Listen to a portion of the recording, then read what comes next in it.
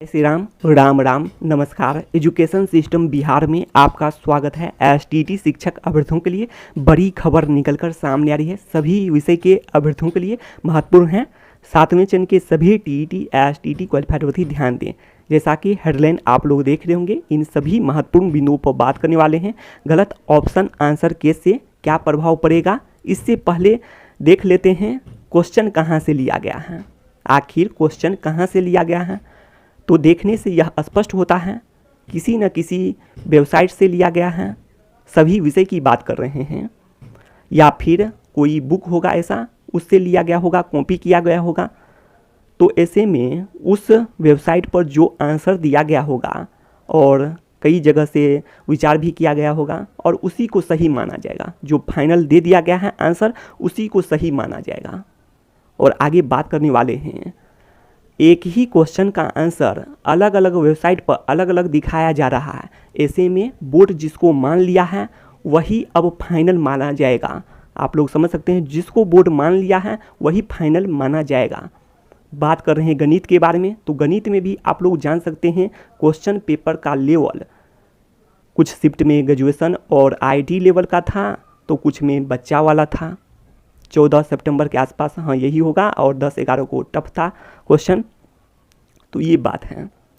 तो इसी तरह से सभी विषय की बात कर रहे हैं, सोशल साइंस विषय, कंप्यूटर साइंस विषय, सभी विषय में कह रहे हैं।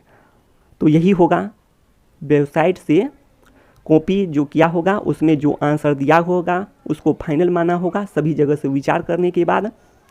तो ऐसे में यदि चेंज करता है, मानकर चलते हैं अलग अलग अभ्यर्थी अलग अलग तरह से सोर्स के देखने के बाद पहुंच सकता है। अगर आंसर चेंज होता है और अलग अलग आंसर अलग अलग वेबसाइट पर फिर अन्य अभ्यर्थी को देखने को मिल जाएगा, तो ऐसे में यह इन्फिनाइट में ये मामला चला जाएगा, इन्फिनाइट लूप में फंस जाएगा।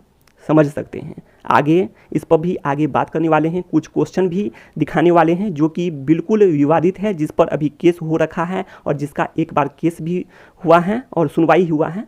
तो ये समझ सकते हैं पिछले जो केस हुए हैं, तो इसमें दिखा सकते हैं कि ऐसे भी क्वेश्चन हैं जिसका आंसर अलग अलग वेबसाइट पर अलग अलग दिया गया है और ये जो कुछ भी चेंज हुआ तो ये मामला इन्फिनाइट लूप में फंस कर रह जाएगा। तो ये अभी तो कंप्यूटर साइंस विषय के बारे में बात कर रहे हैं, इसी तरह से अन्य विषय में भी ऐसा ही होगा। और कॉपी तो किया गया है, ये देखने से लगता ही है। तो ऐसे में होगा क्या, तो ये है।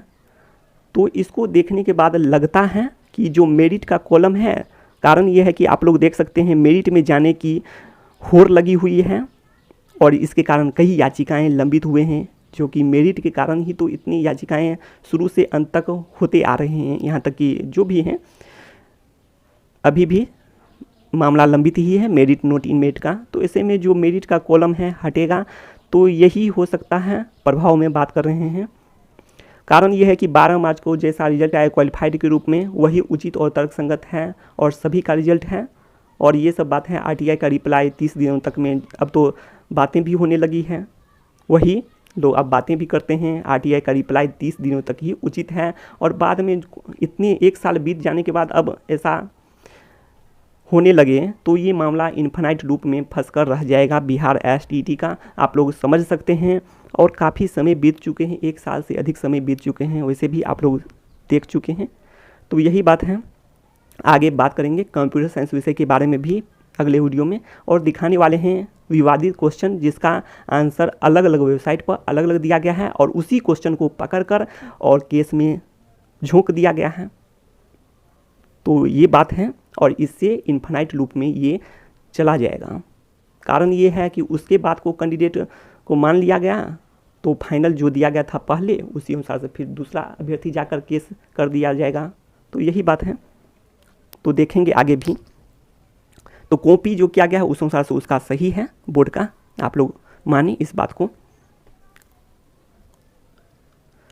तो यही बात है। तो ऐसे में वही बात होगा जो मेरिट बराबर नोट इन मेरिट। तो ये तो बहुत दिन पहले ही 26 को ही हो गया था, एक तरह समझे 26 जून का जो लेटर है, तो उसी से स्पष्ट होता है मेरिट अर्थहीन समझा जाए। मंत्री जी कई बार बता चुके हैं, शिक्षा मंत्री जी, की मेरिट लिस्ट और नोट इन मेरिट लिस्ट को अर्थहीन समझा जाए। अब सिर्फ आप लोग को ये चाहिए कि एक बार चयन प्रक्रिया पूछ लेते तो केस करने की जरूरत ही नहीं थी। इस कारण से केस लगातार होते जा रहा है। तो यही उद्देश्य है।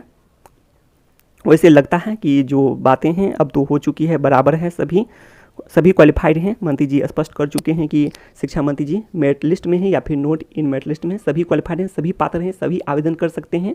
तो ये बातें हैं। और तो यदि कुछ होता है ऐसा तो सबको न्यू रिजल्ट कार्ड सर्टिफिकेट मिलेगा क्या? तो यदि ऐसा कुछ करता है 1 साल के बाद तो बहुत बड़ा मामला बन जाएगा, बहुत बड़ा विवाद बनेगा। बहुत सारे अभ्यर्थी जो कि बॉर्डर लाइन पर हैं, जैसे कि 75 से 80 वाले जनरल में और अन्य कोटि में जैसे कि 67.5 से लेकर 70-72 तक, तो ये सब का जो बात है कि कुछ से कुछ हो जाएगा उन लोगों के साथ।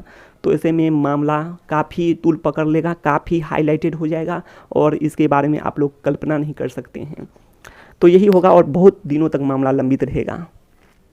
तो शिक्षा से संबंधित तमाम जानकारी के लिए सब्सक्राइब करें एजुकेशन सिस्टम।